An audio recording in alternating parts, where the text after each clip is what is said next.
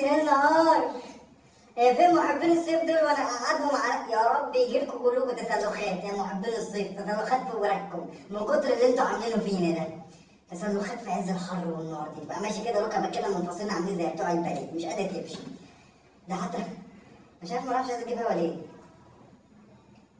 ايه ده؟ ايه مشكلتك انت دلوقتي مش شغاله ليه؟ المروحه دي مش شغاله ليه؟ فصلتي ليه؟ ما انت كنت ماشيه كويس. يعني ده كده انا هموت، انا مش انا عامله زي المستحمي وكأن مطره بتمطر عليا، هي كانت ناقصه كمان.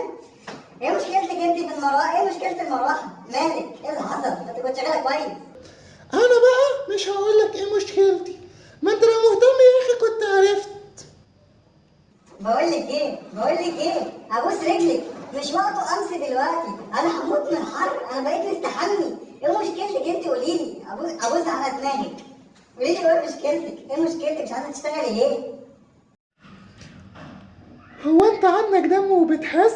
انت ما عندكش دم ومش حاسس بيا. طول النهار يمين شمال يمين شمال، شغاله شغاله شغاله لحد ما انا تعبت. انت ما عندكش دم ومش بتحس بيا ومش بتقدرني ومش بتريحني، يبقى اهويلك ليه؟ انت ما تستاهلش التهويه بتاعتي. طب انا راضي ذمتك، حقك عليا، انا اعمل ايه؟ انا عماله اصب ميه، انا الميه اللي فيها دي لو نزلت علينا هيرتوي وهيكبر. انا اعمل ايه؟ لازم انت تشيليني شويه. هو انا لما اريحك طول الشتاء وما اجي اشغلك بالصيف تتعبيني وما تديش معايا؟ طب يبقى اريحك ليه بقى؟ ما احنا ستي معايا وحياه امك زقي معايا، وفاضل شهر 8 زقي معايا، بس أنا مش قادر، انا بقيت مستحمل، مش قادر. بقول لك ايه، لا انا تعبت خلاص وما بقتش مستحمله اهولك تاني. روح اتكل هات لنا تكييف انا وانت.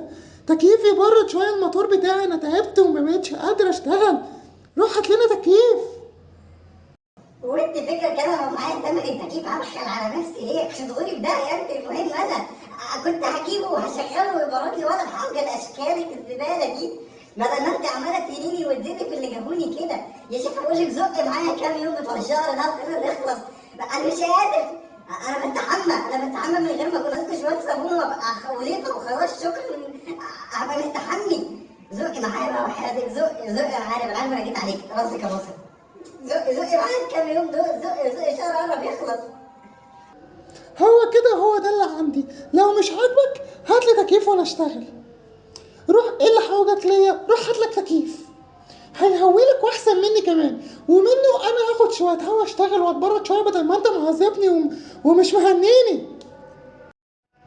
وبعدين على فكره انا كنت بختبرك وهشتغل، بس بما انك انت مستغني عني وحابب التكييف، طب يلا بقى هحرمك من الهوا بتاعي وروح هات لك تكييف خليه ينفعك يا حالتها.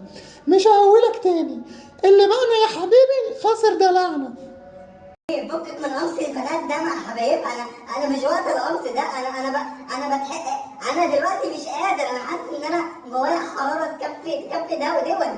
انا مش قادر، ده انا بصب ميه. حرام عليكي، انت جايه تتلبسي دلوقتي؟ يعني انت جايه طول الشهور دي وجايه تتلبسي دلوقتي؟ بقول لك ايه، انا مش عاوز منك حاجه ولا حاجه ليكي ولا لاشكالك. انا اروح ابات عندي، اخش اي بلاي ستيشن وانام فيها واخش اي مكان الصبح. مش عاوزه اتحرك ليكي، خوري في داهيه. روح يا حبيبي اتكل على الله، ما انتوا زي القرع بتمدوا لبره، الباب يفوت جمل يا حبيبي. اتكل على الله، مش ههويلك ومش هشتغل. كفايه ياما دلعتك وياما هويتلك وياما وريتك اللي عمرك ما شفته من الهوا والبرد. ما مش ههويلك، اتكل على الله يا حبيبي. بقول لك ايه، انا مش كنت بصالحك دلوقتي، انا مش هصالحك. غوري في داهيه ولا اقفلي، اتفقت عليكي. وانا بقى عندي بدل المكان 1000 وراح اقعد في تكييف ولا الحوجه ليكي، وخليكي هنا ومش هصلحك، وخلي موتورك يسخن ويولع. انا مش هصلحك، اديني بقول لك اهو. طالما بتبيعيني في داهيه وانا ماشي وسايبها لك بقى. وريني، خليكي بينك وبين الحيطان. سلام.